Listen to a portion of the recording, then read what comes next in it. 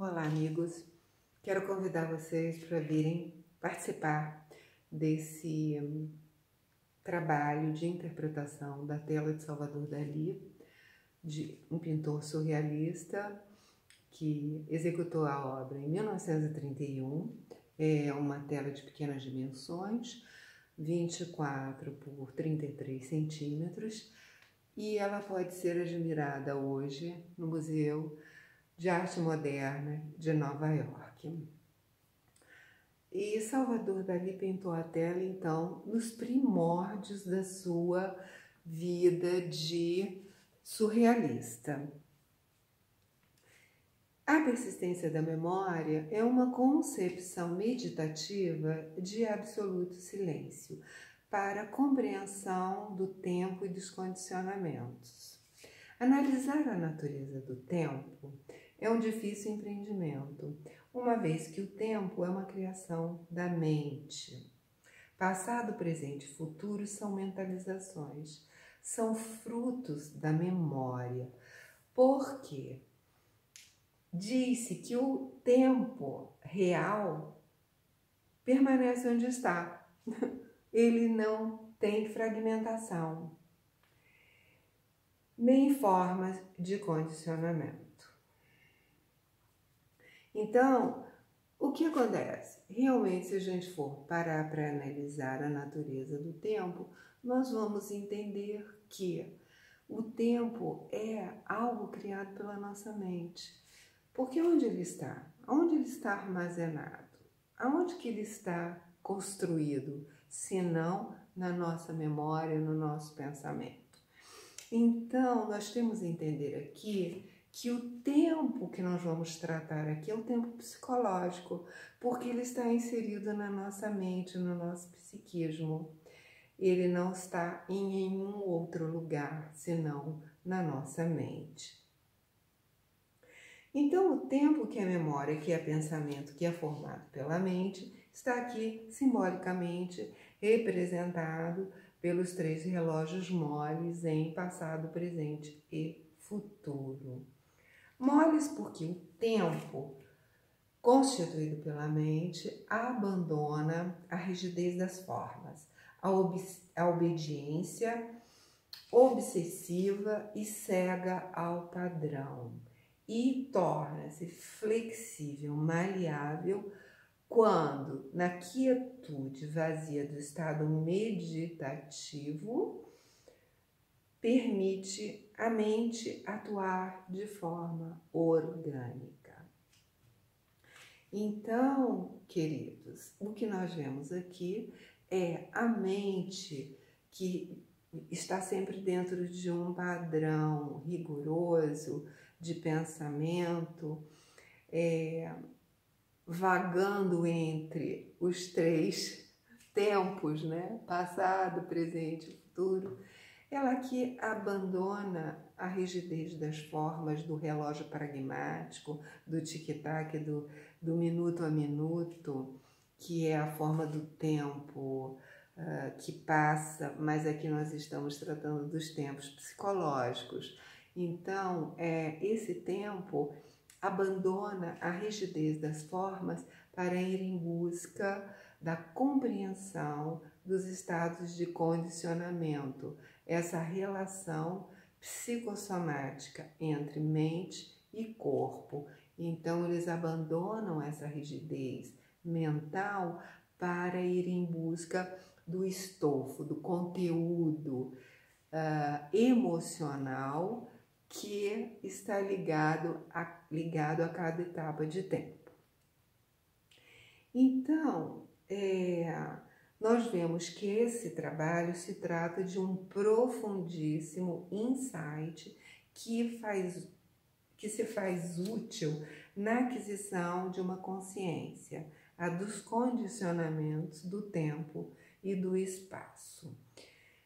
Portanto, a função exata dos relógios moles é tornar a mente capaz de dissolver as distâncias entre o eu que observa e o corpo do observador. O eu que pensa com o eu que sente. O eu racionalizante e o eu irracional. Então, é exatamente isso que nós vamos tratar aqui nesse momento. O passado é uma memória, lembranças de trajetória de vida, experiências vividas, impressões. Este tempo do passado molda-se sobre uma realidade física, possui um corpo, um estofo. No caso, aqui é a árvore, é o símbolo axial e vertical da vida humana. O que poderá essa árvore desvitalizada representar, senão que a vida deixou de frutificar, de florescer, de produzir? Parece que o passado está morto. E realmente, num certo sentido, o passado é a única dimensão do tempo que nós não podemos interferir. O que foi vivido, pertence ao passado e é uma dimensão real, consciente. Por isso, este foi eleito o relógio do passado, porque ele pertence a uma dimensão consciente de que foi vivido, de que existiu. Pela memória, nós sabemos que temos um passado.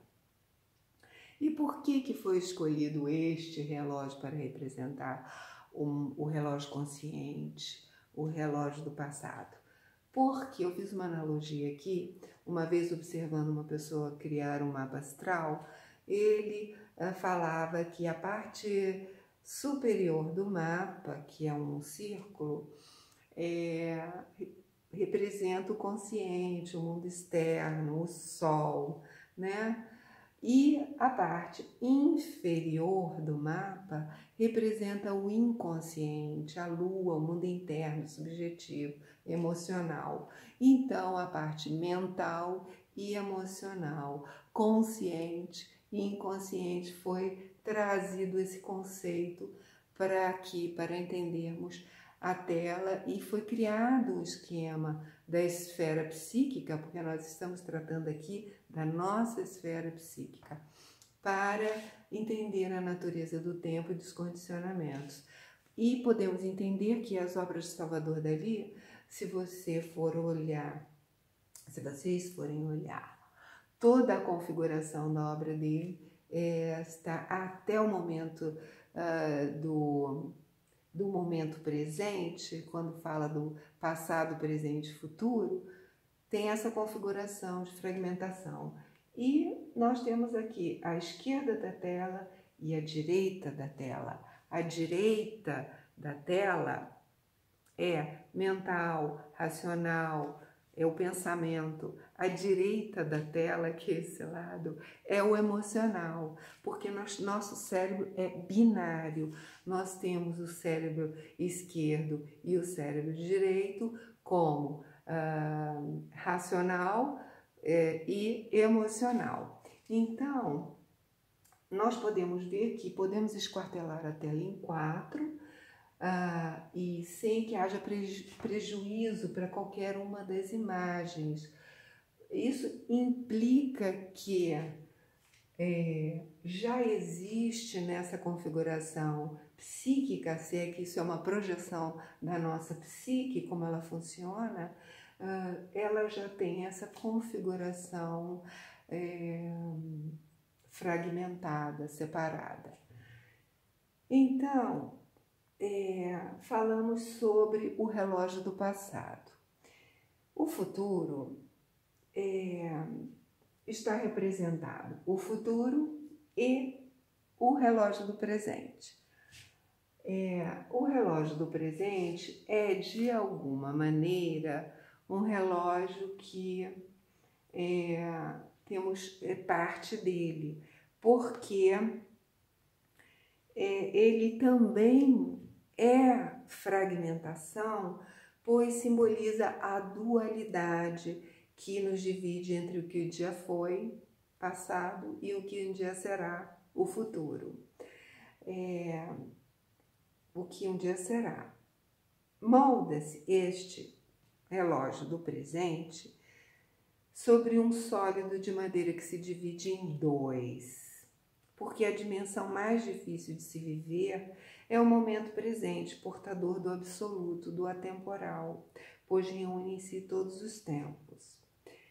Então, nós aqui entendemos que o relógio do presente é esse relógio dividido em duas faces, em dois tempos, porque o presente que nós vivemos, quando ainda dentro de uma fragmentação, é um tempo que nos empurra para frente, sonhar, desejar, ambicionar. Voltamos ao passado para sonhar, lembrar então, nós normalmente vivemos o momento presente dentro dessa dualidade.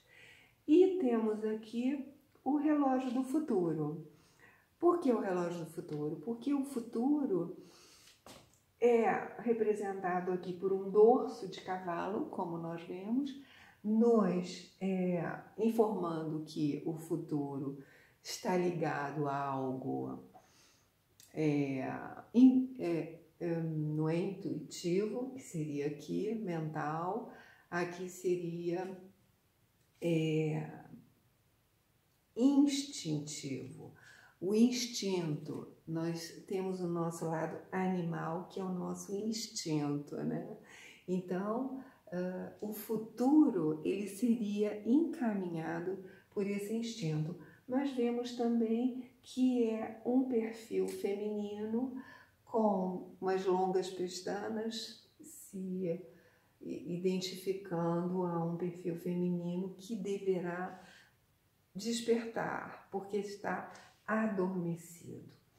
Então, nós temos aqui o emocional, não é? Que é o lado esquerdo do cérebro,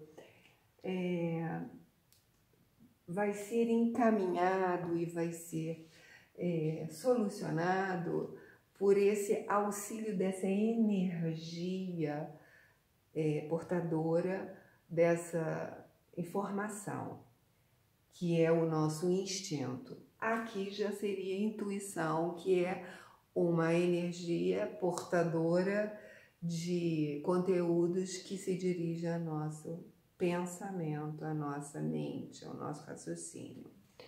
Então, nós vimos uma configuração aqui dos relógios fragmentados que estão relacionados a espaços fragmentados. Então, aqui nós temos uma coisa a observar, que o tempo é fragmentado, mas o espaço relativo ao tempo fragmentado também é fragmentado em contextos e estofos diferentes. Então, nós vamos aqui ver uma simetria entre as dimensões de tempo e de espaço, e espaço também proporcionalmente fragmentado em relação ao tempo. Então, aqui podemos acrescentar essa simetria, porque o tempo fragmentado contém o espaço fragmentado. Então, aqui nós constatamos também que existe mais um outro relógio que seria, então, um relógio despertador. Despertador porque ele reúne em si os três tempos, passado, presente e futuro, e nós vemos aqui uma série de formigas que o que elas representam? Na obra de Salvador Dalí, eu detectei que as formigas seriam simbolizando o percurso das energias, né, para o despertar do espírito, porque nós somos constituídos de informação. Nós não somos outra coisa senão informação. Segundo a física quântica, a matéria é uma solidificação, consolidação de energia. Não existe matéria fundamental. Então, somos feitos de informação e essas informações estão aqui registradas simbolicamente pelas formigas. E existe uma teoria do William Reich, que quando as energias percorrem o nosso corpo, são liberadas, elas criam formigamento, penicadas, agulhadas. Então, realmente, nós temos sensação de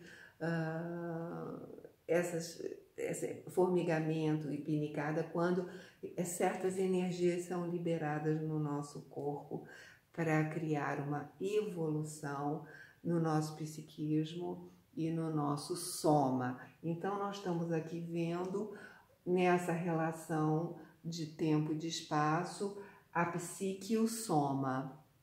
O soma seria o corpo e a psique e a mente, buscando essa relação com o corpo, que é o que armazena as nossas emoções. Então, amigos, o que podemos mais falar sobre esse assunto? Vemos então que aqui há um conflito de informações, que trata-se de essa primeira dimensão de tempo fragmentado e corpos condicionados relativamente à fragmentação dos tempos, e uma outra dimensão do tempo, que é o atemporal, que é o tempo sem tempo, que é o tempo não fragmentado e, portanto, é um tempo de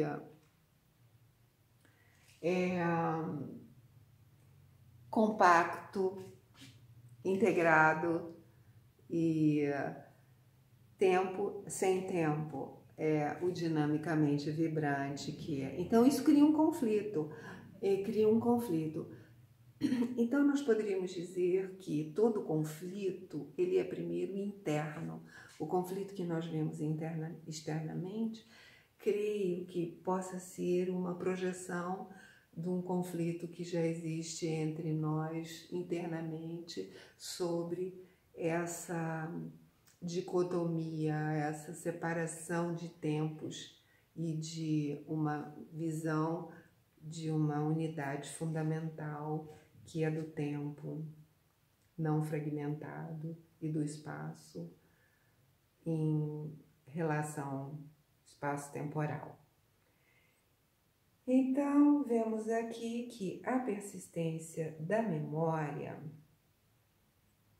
cumpriu a sua função, porque são relógios metafísicos. Tratamos aqui de metafísica, numa visão sublime, original e sem mescla, e cuja percepção permitiu ao seu criador informar-se através da memória das próprias formas, atingindo assim os próprios fundamentos para alcançar o real, o atemporal, o fim do tempo ou o não condicionado, o liberto.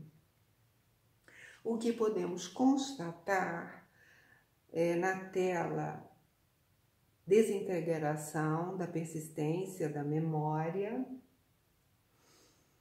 que é uma tela que é a solução dessa tela, também pintada por Salvador Dalí, no ano de 1952, e mais ou menos nas mesmas dimensões de 23 por 33 centímetros, e que está hoje no Museu de São Petersburgo, na Flórida, Museu Dalí. Então, nós vamos agora analisar a desintegração da persistência da memória, consequente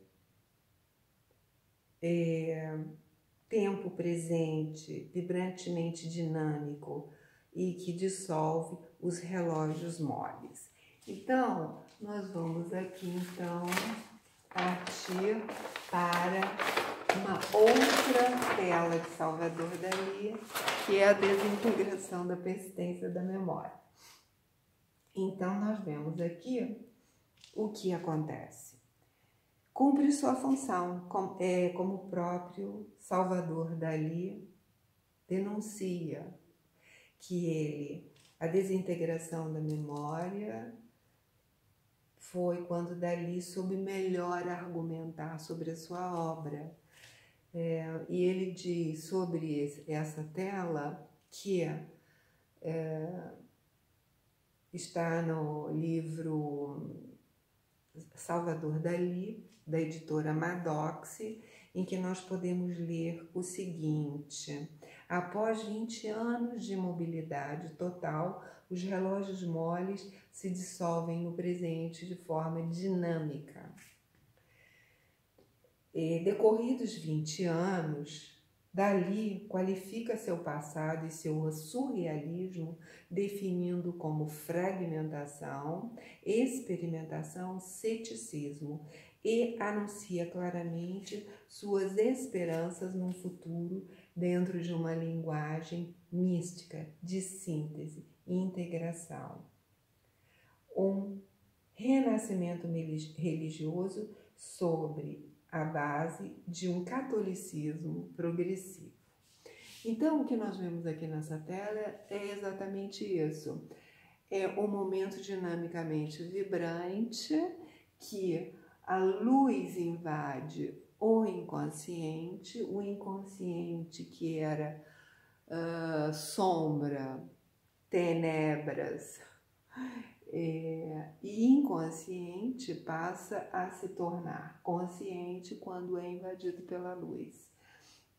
Nesse momento é exatamente o sólido de duas faces que sustentava na tela anterior o momento presente, ele age aqui dinamicamente vibrante. Então, o momento presente, dinamicamente vibrante, invade toda a tela para desintegrar e libertar o tempo das suas fragmentações e, consequentemente, o espaço também das fragmentações para se tornar uma unidade fundamental, dinamicamente vibrante. Com isso, cessa o diálogo interior e existe uma repaginação da configuração psíquica que, dantes fragmentada, as fragmentações deixam de existir, como ele mesmo diz, qualificando seu passado, seu surrealismo, como fragmentação, experimentação, ceticismo. Então, nós entendemos que os sonhos que Salvador Dalí pintava, os seus próprios sonhos, são mensagens do inconsciente para guiar a nossa vida. O inconsciente, coletivo e individual são inteligentes. Há inteligência no inconsciente, tanto coletivo quanto o individual. Primeiro partimos para o nosso inconsciente individual. Então, a linguagem dos sonhos é uma linguagem divina. Por isso, Salvador Dalí trouxe um conjunto de obras que nós podemos entender a linguagem de Deus para as nossas vidas. Então, queridos, eu agradeço a atenção. A próxima tela que nós vamos tratar é a tela de Narciso, Metamorfose de Narciso. Compartilhem, divulguem e comentem, e agradeço a oportunidade. Até a próxima. Um beijo. Tchau!